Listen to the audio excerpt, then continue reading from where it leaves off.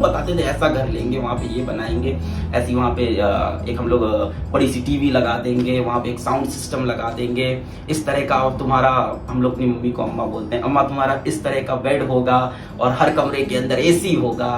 AC उस time हम लोग के लिए बड़ी बात थी क्योंकि उस टाइम इतने हमारे पास हालात अच्छे नहीं थे। और ये बात कितनी खूबसूरत है कि जिन घर की हम लोग बातें करते थे, जिस घर का हम लोग सपना देखते थे, आज उस घर में मैं रह रहा हूं। तो कहानी में बात यही है कि आप सोचेंगे नहीं तो होगा कैसे। ड्रीम तो देखना पड़ेगा, सपना तो देखना पड़ेगा, और सपना देखना ही है तो बड़ा देखो ना यार, छोटे सपने क्यों देख रहे हो? जब सोचना ही है तो बड़ा क्यों नहीं सोचते हैं? तो जितने भी लोग किराए घर में रहते होंगे और आज भी रह रहे हो, उनको मैं ये कहना चाहूंगा कि आप भी बड़ा सोचें। एक ना एक दिन जिंदगी जरूर पलटेगी, और नहीं भी पलटती तो जीवन अच्छा चल रहा है। मैं ये नहीं कहता कि जब मैं किराए घर में रह रहा था तो जीवन मेरा खराब था। मैं खुश था जीवन में, अच्छी फिजिक्स पढ़ा रहा था। मेरी बहन सॉफ्टवेयर इंजीनियर थी, बढ़िया जॉब कर रही थी। मेरी माँ घर में काम करती थी, बच्चों को ट्यूशन भी पढ़ाया उन्होंने, हम लोग के लिए खाने भी बनाती हैं, सारे काम करती थी। पापा भी मेरी सारी मदद करते थे, और सबने ही मदद की इस पूरे सफर में। घर वालों का बहुत बड़ा रोल होता है इन सब चीजों में। इसी संदर्भ में एक और बहुत बढ़िया कहानी है मेरे स्कूल टाइम की, जो मैं सोच के आया था, आपको जरूर से बताऊंगा।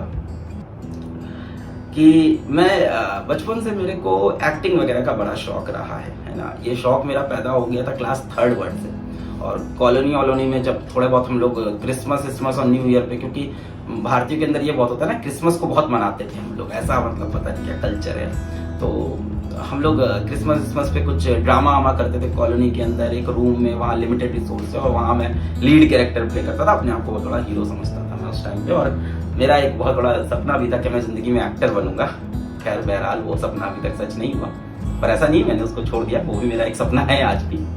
तो ऐसे करते करते एक्टिंग चलती रही। और इसमें एक बड़ा अच्छा किस्सा है, जब मैं कक्षा 11वीं में था, क्लास 11th में, तो मेरा स्कूल है bishop Johnson school and college. ये इलाहाबाद का एक अच्छा स्कूल है। माँ बाप ने अच्छे स्कूल में हमेशा पढ़ाया, अपनी जरूरतों को मार के हम लोग को हमेशा एक बढ़िया स्कूल में पढ़ाने की कोशिश की। काफी बढ़िया फीस होती थी वहाँ की। तो उस स्कूल में रोल प्ले होता था, ठीक है। रोल प्ले का एक इवेंट होता था जिसमें अलग अलग हाउस पार्टिसिपेट करते थे। आप लोग समझ रहे होंगे, वो नीला सदन, पीला सदन, ब्लू हाउस, येलो हाउस।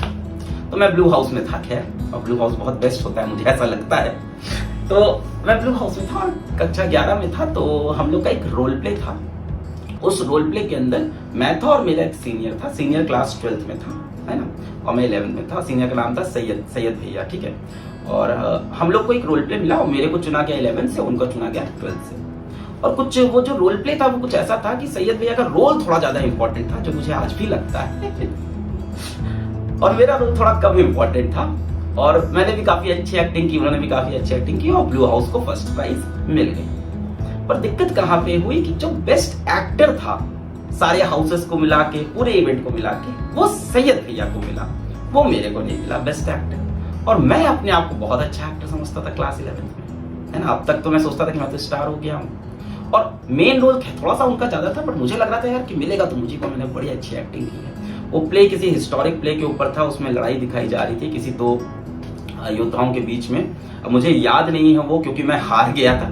जिंदगी में आप देखो तो ऐसी चीजें याद नहीं रहती, जो पूरे इंसिडेंट हो जाते हैं। और रोल भी छोटा था, मैंने उसको भूलने की कोशिश भी की। खैर, तो फिर ऐसा हुआ और हम लोग जीत तो चुके ही थे, ब्लू हाउस तो जीता ही था, तो हम दोनों को प्राइज तो मिली ही थी। उनको एक एक्स्ट्रा प्राइज मिल गई थी। अब बात ये नहीं थी कि प्राइज क्या मिली, बात नाम की होती है। स्कूल में नाम होता है कि सैयद भैया बेस्ट एक्टर बन के आए और अलग पांडे नहीं बन के आया। तो दोस्तों के बीच में बड़ी बेइज्जती मुझे फील हुई। खैर, दोस्तों ने काफी हौसला अफजाई की कि कोई बात नहीं, तुमने बहुत अच्छी एक्टिंग की थी और तुम्हें ही मिलना चाहिए था, हमें लगता है।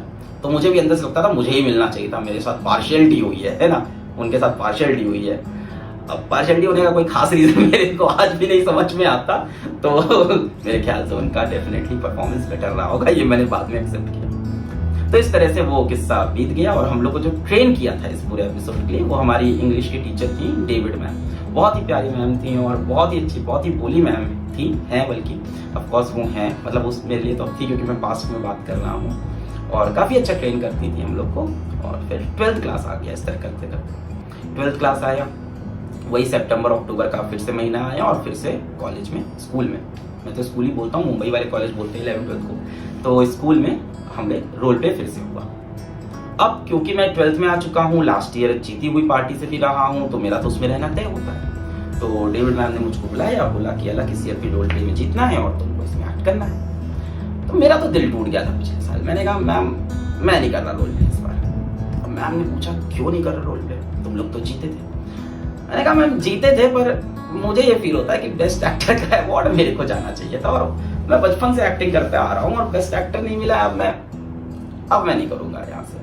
और मुझे लगता है कि सैयद भैया की एक्टिंग मेरे से कम थी, तब मैं यही बिलीव करता था और उनके साथ पार्शियलिटी हुई। तो डेविड मैम ने मुझको बैठाया और उन्होंने कहा कि तुमने कभी मुझसे आके पूछा कि तुमको अवार्ड क्यों नहीं मिला था, या तुमको क्यों वो टाइटल नहीं मिला था। बात उस प्राइस की नहीं, बात टाइटल की होती है। कॉम्पीट करता है इंसान, हम लोग आपस में भी कॉम्पीट करते हैं सेम हाउस के होकर। तो मैंने कहा नहीं मैम मैंने नहीं पूछा। क्यों? मैंने कहा मुझे लगता है मैंने अच्छी एक्टिंग की पार्शियलिटी हुई है। तो उन्होंने मुझको बैठाया, आराम से मुझसे बात की, बहुत अच्छी काउंसलिंग की और मुझे समझाया कि तुमने जो कपड़े पहन रखे थे वो कपड़े अच्छे थे।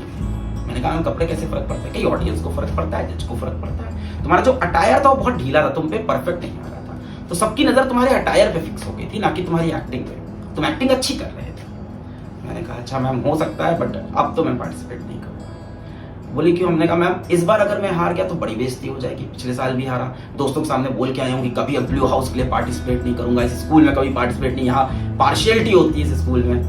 तो मैम ने कहा कि गिरते हैं शहसवार मैदाने जंग में, वो तिफर क्या गिरे जो घुटनों पे चले, है ना। यानी फेलियर तो आना ही है और उन्हीं को आना है जो लड़ाई करेंगे। भाई उनको क्या आएगा जो घुटनों के बल रेंग रहे हैं। तो फेल होने से पीछे नहीं हटना। हमने कहा इस बार तुम बड़ा सोचो, इस बार तुम ये सोचो कि सब लोग उठ के तुम्हारे लिए तालियां बजाएंगे और तुम्हारा ये एक्ट हम में से हर कोई जो देखेगा वो जीवन भर याद रख के जाए, ऐसी एक्टिंग करके जाओ। तो मैंने कहा मैम मेरे को बड़ा डर है कि मेरी एक जूनियर है, वो येला उसकी थी, तो मुझे बड़ा डर है कि मैम उससे ना हार जाऊं इस बार, ठीक है। क्योंकि अब मैं एक बार जब इंसान हार जाता है ना उसका कॉन्फिडेंस टूट जाता है। तो फिर मैम ने काफी मोटिवेट किया और फिर मैंने काफी प्रैक्टिस की और इस बार अपने अटायर पे बहुत ध्यान दिया जहां से मैं हारा था। तो मुझे आज भी याद है मैं उसमें एंटनी का रोल प्ले किया था और मेरा जो पार्टनर था उसने ब्रूटस का रोल प्ले किया था। तो आपस में भी कॉम्पिटिशन ऑफ कोर्स था। तो मैंने मार्क एंटनी का रोल प्ले किया था। Friends, Roman countrymen, lend me ears, I came here to bury Caesar not to praise him. उस इवेंट के बाद ये नहीं कहूंगा आज तक सबको याद है, बस उस इवेंट के बाद अगले 3-4 दिन हर जगह जिसने वो इवेंट देखा था सब ने यही बात की कि क्या तो वो एक्टिंग थी। और यस, मैंने जो सपना देखा वो उस टाइम पूरा हुआ। तो इस तरह के कई आपके मार्गदर्शक भी होते हैं जीवन में, शिक्षक भी होते हैं जो आपको ये सिखाते हैं यार कि जिंदगी में बड़ा सोचना पड़ेगा। एक बार सोचो तो मैंने इमेजिन कर लिया था कि हाँ अब तालियां बजेंगी, अपने कॉन्फिडेंस को बढ़ाया और तालियां बजी। बेस्ट एक्टर का अवार्ड भी डेफिनेटली मिला मुझको, उसके लिए ब्लू हाउस फिर से जीता इस बार भी और मेरा कॉन्फिडेंस वापस आ गया। इसके बाद अपने कॉलेज में जाके कानपुर में मैंने फिर से ड्रामा किया। कभी मैं वहां पे स्पाइडरमैन बन रहा था, कभी मैं वहां ऋतिक रोशन बन रहा था और कभी मैं वहां रणवीर कपूर बन रहा था, कभी खुद का रोल प्ले कर रहा था, कभी एंकरिंग कर रहा था और फिर वहां से ड्रामेट्स जीवन भर मेरे साथ रहा। अगर उस दिन मैंने गिव अप कर दिया होता तो शायद जीवन में कभी भी ड्रामेट्स नहीं कर रहा होता। तो उस दिन मैंने बड़ा सोचा कि आज हॉल में तालियां बजेंगी सबकी, मैंने वो सीन दिमाग में इमेजिन कर लिया था। और कितनी अच्छी ये बात है कि वहां से लेके यहाँ तक ड्रामेट्स ने मेरा साथ नहीं छोड़ा और आज भी मेरे मन में सपने हैं एक्टर बनने के, भले ही मैं शिक्षक बन गया।